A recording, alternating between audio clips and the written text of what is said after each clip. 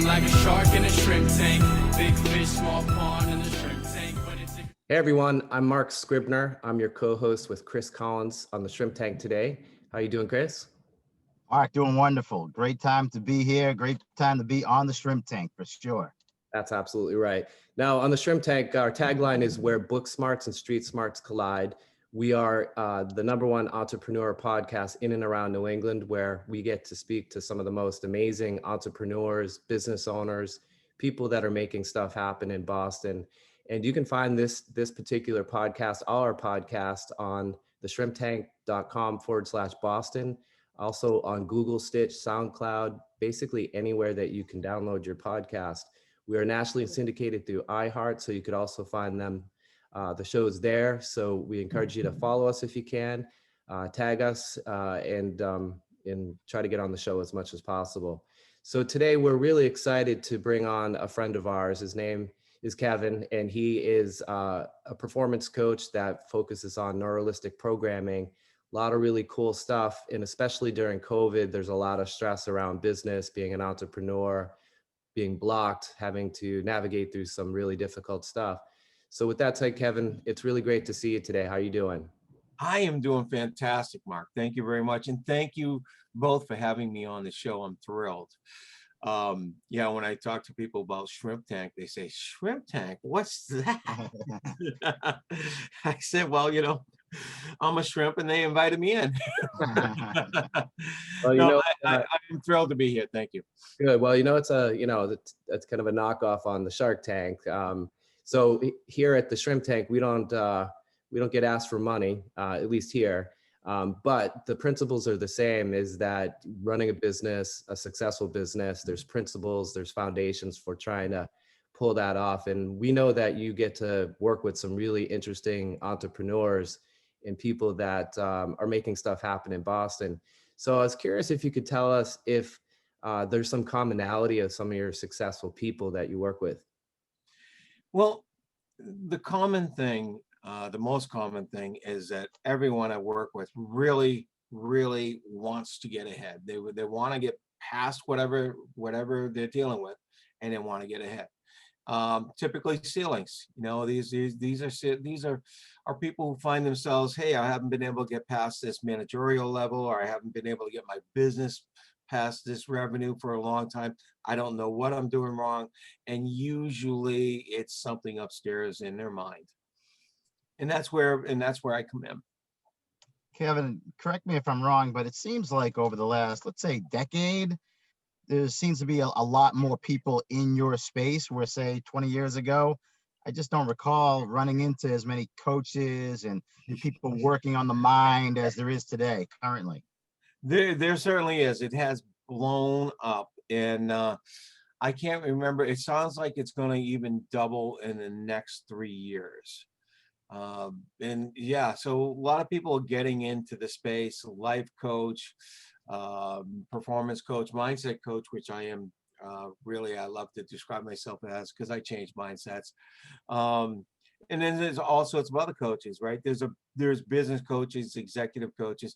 I am not what's referred to as business coach. Okay. I, once in a while, if I have a client that's telling me something about their business, I might make some suggestions, go here, go there. I'm a serial entrepreneur. I've run several businesses, so I have a business sense. But my world is when they say, I can't do this. And I say, why not? And they say, well, I just can't. I'm not able to do this.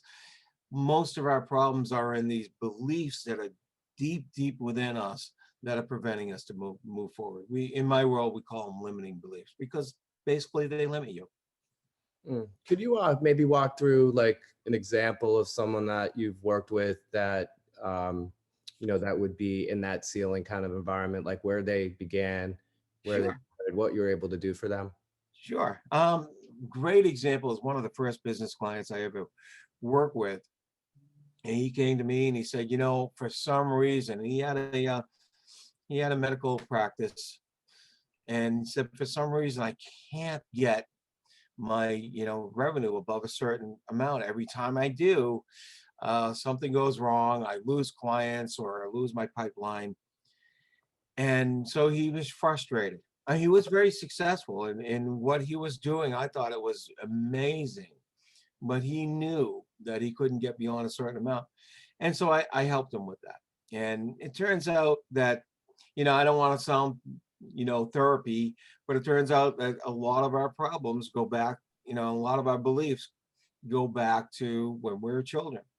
One of the things that differentiates me from another life coach of some sort is I have experience in neurolinguistic programming, which is basically something where I understand the subconscious mind a lot, and I understand the problems it can cause and where they come from. So we went back and resolved it, and it turned out, and he had never made a conscious connection here, but his father was an entrepreneur.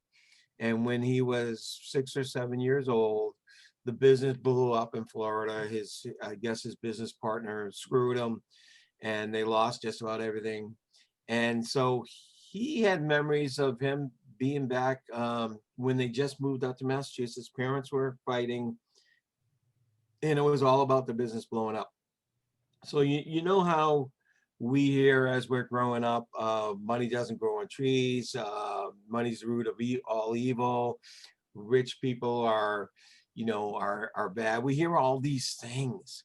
Well, he had a similar thing, which he was actually stopping himself because he had this inner belief that, if it gets too good, if he makes too much money, it's all going to blow up in his face.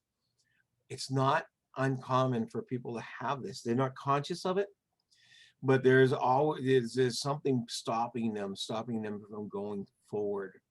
You've heard of the belief, you've heard of people who have a fear of success. That there was a great example. You don't know why you're fearing being successful, but something's causing you to fear that, and you can't move forward. Kevin, what's like the process that somebody would go through to get to a point where they've hit a roadblock, they can't move forward? Is that something that happens quickly? Is that something that happens over time? Or is it hard to put a pinpoint on? Is there electricity involved? Is Only on extreme cases? Extreme cases, yes. For me, it's something that happens quickly because I use this thing, and Mark mentioned it, NeuroLinguistic Programming. Neuro is your nervous system, your neurology. Linguistic is communications. It's not just words. It's not just outer words. It's also how we communicate inside, how we process things we take in. And programming isn't that I program people. Programming is that I figure out how they're programmed. We're all programmed in a certain way, Chris. And it's different for each one of us. If you think of something that makes you feel incredibly great, awesome, and you get an image in your mind. Now, I could care less about what the image is, but what I care about is the context of the image. And the image is, okay, are you in it or not? Is it color? Is it black and white? Is it moving? What's the size and all that? That's the context, by the way, and that's how you're programmed to see and feel something that's really awesome in whatever way you were doing. And if I were to ask Mark the same thing, he'd probably have differences. So we're all programmed a little different. But in order for me to help people, I need to understand that kind of programming and make tweaks on it. There are a myriad of ways in which I approach things, but most of them are very quick. Sometimes, I do a lot of single sessions as samples for people that I meet and network with, and most often in a single session, I'll get them over whatever problem they bring to that session in a single session in less than an hour. And I work in that realm where I understand the subconscious mind so well that I can often help people with things like that. So that sounds great from a therapeutic standpoint, but how do you make the numbers work from a business standpoint? From a business standpoint, curing them in an hour. Yeah, curing them in an hour. First of all, I never use the word cure. I don't cure. I'm not a medical professional at all. But from a business standpoint, okay, what drives the person who runs a business? What's the driver? What's the driver for either one of you? Well, of course, it would be financial freedom and just freedom in general. Okay, Being able to be your own boss, call your own shots, sure. kind Okay, of control your own destiny. absolutely. So everything that you're talking about actually has an emotion to it, doesn't it? Sure. The financial freedom and stuff like that. So when we're talking about emotions, and and by the way, that causes a vision for you, doesn't it? Oh, yeah. No Okay. question. People who are at that ceiling, they're no longer able to clearly see their vision or clearly get in touch with their vision and get the emotions. So I help them there. You know, once we get the baggage out of the way, once we get the stuff out of the way, I then help them get the clarity and focus on something really, really intense to give them that emotion, to give them that motivation, to give them that passion that they need to drive forward. And by the way, the baggage that people come with, the problems that people come with, often hide the opportunities that it's in front of them.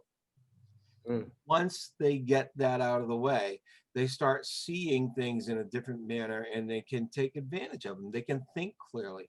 I often say to any of my clients, I say, this feeling that's here, this feeling that you don't like, don't you think it would be better if you don't have that as your filter looking at everything else? If you can get rid of it and you can see everything else clearly. And of course they all agree. So once they can see things clearly, yes, they can take care of opportunities. They can look to see, get the numbers running again. And most often that's all it is and that allows them to run their business in a much more efficient way and a much more opportunistic way, because there are more opportunities. Yeah, That makes sense? could we invert that, the positive image? I think a couple weeks ago, I read an article about a very successful person that his mantra or his mindset was he operated like he was still broke. So it was kind of a negative connotation, wasn't broke, but always kind of had that mindset that, operating in that capacity. That was his driver, that he remembers being broke, but, wanted to keep that mindset going forward. You know why that works, right? That's a pain, right? And when I did sales training eons ago, I used to teach the salespeople. I said, you put someone's hands, one over a flame and one over a bowl of cash. Guess which one's going to move first? Okay, the one over the flame, because we move from pain much faster than we move towards pleasure. So pain is a great motivator, but only in a short term. If he keeps this image of him getting broke, guess what? That little, I'll maybe call it a person inside, this your subconscious mind, eventually is going to say, you keep on thinking about being broke. Maybe that's where you want to be. Maybe that's where you want to be. I remember this story, and it comes from Tony Robbins. Tony Robbins actually was really good at helping you find the pain to move forward, to launch off. But I do remember this story about this gentleman who got this image of him sitting on a park bench in the rain 5 or 10 years later, and him being broke, no family or anything else. Well, he was so driven in his business, and that's all he cared about. Eventually, he lost his family because he didn't have time for his family. Eventually, he was so driven that he wasn't seeing everything in the business, and he lost the business. And guess what? He found himself on a park bench in the rain, really having nothing.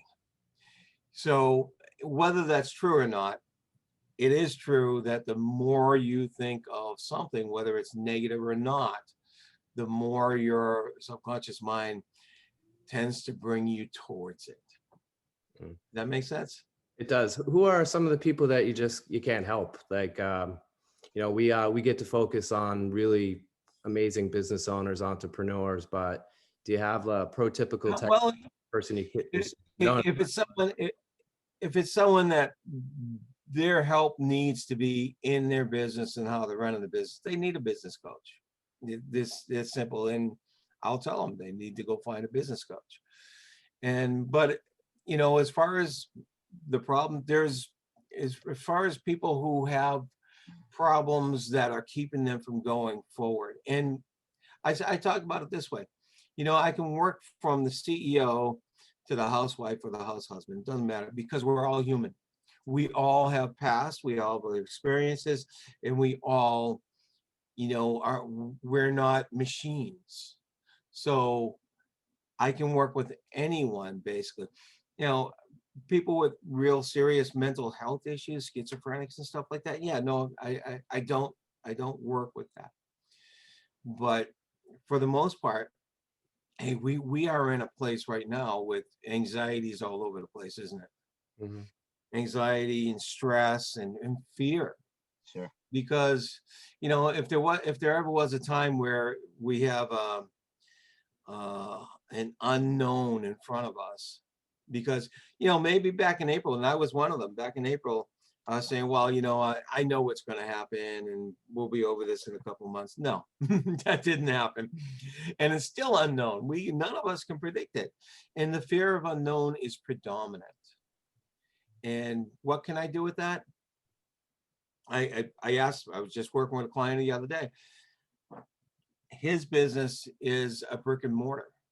His business has, you know, it's a one-on-one personal training type of thing, right? And you know, he put everything into it. So he's got this fear of unknown. He doesn't know when it's going to fully recover, when he can get people back. Even if the whole place opens up legally, there's a lot of people out there saying, wait a second here, I don't want to take a chance. Mm. So I said to him, I said, you know, would you be better serviced running your company with this fear for the next, you know, 14, 15 months? Or would you be better serviced if you didn't have the fear and you could see everything clearly? And he said, of course, I don't want the fear. I want to see everything clearly. You know, and yeah, I helped him get rid of the fear right then and there. And so he was actually, once you do that, you actually look at your business and you look at your clients and you look at your marketing and you say, oh, I never tried that. I never thought of that. Maybe I can do this. Maybe I can do that. So getting rid of the fear. Now, getting rid of the fear doesn't mean you do stupid things. That's the thing people come to me most with. It says, if I get rid of this, then I'm going to do something stupid. If I get rid of the fear, I could find myself in this situation. And sometimes they have the fear of losing the fear. And it's really funny. But when we get rid of the fear, that's just filters. And we get rid of the filters and we can see clearly and we can go right to work in our business like we hadn't been able to in a long time. Kevin, obviously COVID hasn't been good for the economy, hasn't been good for business. Would you say you're one of those rare spaces that it has been fairly productive for? Interesting question. You know, before we're on Zoom now, and Zoom is new for a whole lot of people around the country, isn't it? Sure. I've had a subscription for Zoom for the last 3 years. I've been working remote. So I have some people remote, but I had a great business in person. And I actually added training to my business this year at the beginning of the year, right? And so it really stifled me. And all my in-person clients, for some reason, they said, I don't want to go remote. I don't want to do this remote. I need to see you in person. So it struck me. It hurt me. And to put something on top of that is in March, early March, I was working with my new business partner, Lisa Schermerhorn, and we decided to create this mindset, peak performance mindset coaching right at that point. And all of a sudden, everything shut down. And we didn't have anything set up. We didn't have any marketing. Nobody knew us. So yeah, it's impacted us. But in a way, it's been phenomenal. We got to dig down on what we wanted to do, build our whole business model. We went through a couple of iterations because we realized, you know, when we started off, what we wanted to do initially wasn't it. We had the time to do this. And then we actually were collaborating with so many people and helping so many other people through this storm because we understand this. So we understand at least how it impacts us. And so it's really worked out really well that way. And yes, am I in a position in all my colleagues who I said from the very beginning, I said, we are the ones that can help people in this atmosphere. And yes, we're in a very good position to do that. So you looked at the opportunity and, it's probably a real life case example, and you can relate probably a little bit better to your clients and some of the things that they're going through because they're Yeah, on the age. exactly. Exactly. Not only, I have a lot of passion for what I do. I mean, the reason I got into this was very personal. And so making changes in a positive way in people is something that I'm extremely passionate about and have a lot of empathy for.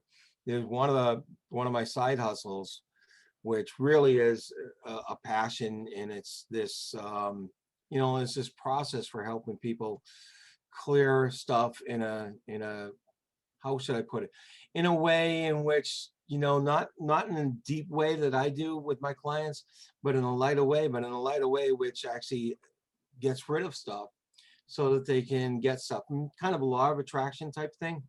I'm sure you're familiar with that. And so we had a lot of people, we were giving free webinars, and we had a lot of people interested, and we had this idea to, maybe we'll have this subscription stuff where people can come in.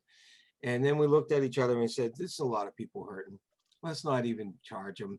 And we've had this process, and this, we originally called it a challenge, but it's a group for 3 to 4 months, meeting every single week. And we hadn't started charging until this past month. People have made incredible changes in their lives. And it starts with getting rid of the stress, getting rid of this and that. And it's been wonderful. We started doing group coaching for businesses, for business owners, small business owners. We started that 2 months ago, and that is incredible because, and I think it's because of this pandemic and what we're all in, we get together when there's total support once a week. And not only do me and my business partner help coach them, they help each other coach themselves. And that has been phenomenal. We started this because in this environment, not everybody can afford a one-on-one coaching. And the group coaching is less than $200 a month, and that's affordable for most people. And so, yeah, I love this. I love the fact, it's not that I love COVID. I love the fact that many people are recognizing that, they can get help elsewhere, and they can get help to move forward no matter what is going on. Yeah. Do you kind of look or feel or get a sense of what things are going to look like post-pandemic? Have you kind of started setting yourself up for I guess, a different wave, a different type of experience for clients? We've been giving that a lot of thought, and post-pandemic is gonna be interesting. I look at this from a point of view of, what's good and what's bad. And of course, there's a lot of negative stuff we can look at, but there's a lot of great stuff that can come out of this pandemic. First of all, most of us in the nation have figured out how to use this online stuff, right? And we can work online. A lot of tech companies had tried that, and it was kind of working, kind of not working. But now people are forced to figure out how to get it to work. That's right. So that's great. What I'm excited about, and it's not going to impact me because my youngest she's going through her graduate degree now. But the prices of colleges and stuff like that, incredible. Almost every single university had to figure out how to do their entire curriculum remote. Right. And there's no excuses moving forward. And if you can have remote programs, you shouldn't be charging based on the brick and mortar. No, I mean, I think a lot of what we see is going to be permanent. You look at telemed, which was, acceptable in the beginning, but it's exploded. There's so many businesses that are here to stay in this model. Yeah. Obviously, the large office space type of thing in the cities is shifted a lot. So I look at it like there's going to be people that do extremely well out of this, and there'll be industries that just will change forever. Oh, absolutely. Industries that are changing forever.